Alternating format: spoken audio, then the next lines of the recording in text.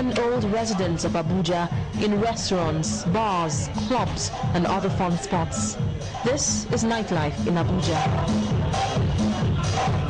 But some of these female revelers no longer move freely at night in the nation's capital for fear of arrest and being labeled as commercial sex workers. An Abuja-based actress, Dorothy Njamanze, said harassments of women on the street at night are commonplace. How do you differentiate between women, of the women folk, who is a prostitute and who is not prostitute? That's very wrong. The places that they call red light district, they are legal businesses that work round the clock. Shawarma is sold, ice cream is sold, there's a photo studio, there's suya. Families go there. Wives are being arrested. It's wrong.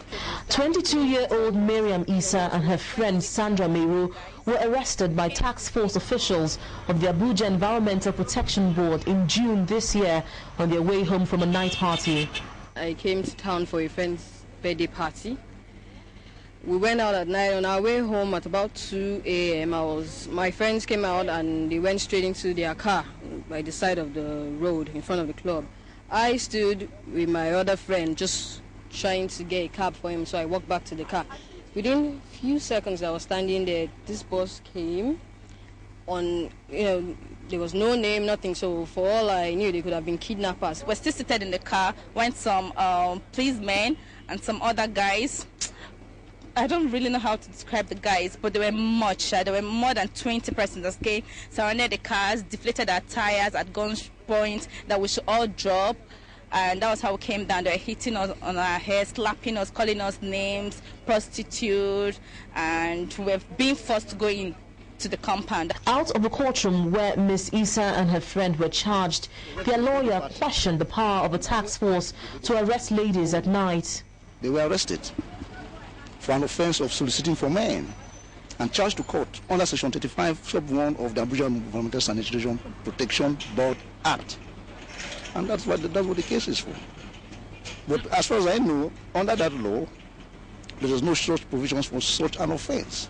Miss Issa and her friend may be innocent of the charges against them by the task force officials, but the same may not be true of these ladies who took to their heels when our crew went around the streets at night.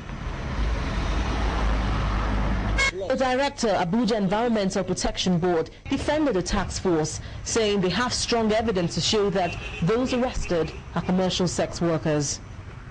We have never been to club to see a girl sitting. Why should we just see a girl sitting and arrest her? On what reason? Nobody has that right. But they are on the street and they are committing these reasons. I don't see any responsible girl that will be roaming on the street by 2 a.m. and she will, who is Yahuza, and tell me she is going to see Abuja.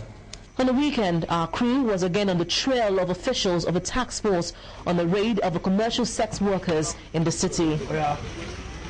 It's 10 minutes past midnight, and we're about to accompany officials of the Abuja Environmental Protection Board and some police officials as they go on a raid along the streets of Abuja to arrest commercial sex workers who may be loitering around the city center at this time of the night.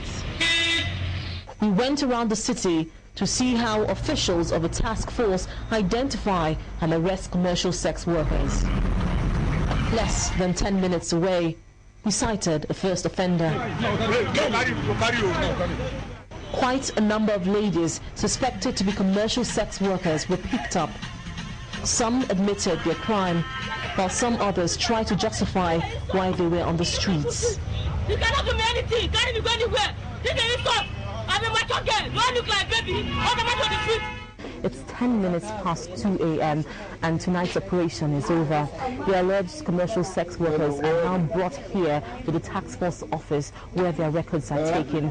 They'll be detained here until someone comes to identify them, though the detention is not expected to last more than 24 hours. The head of the task force told Channels Television that the task force keeps the girls till the following day when they will be charged at a mobile court. He, however, said that those who can give reasons for being on the streets will be left off after giving an undertaking that they would not be on the streets again at that time of the day. He said some of those convicted will be taken to a rehabilitation center for counseling and undergo vocational training.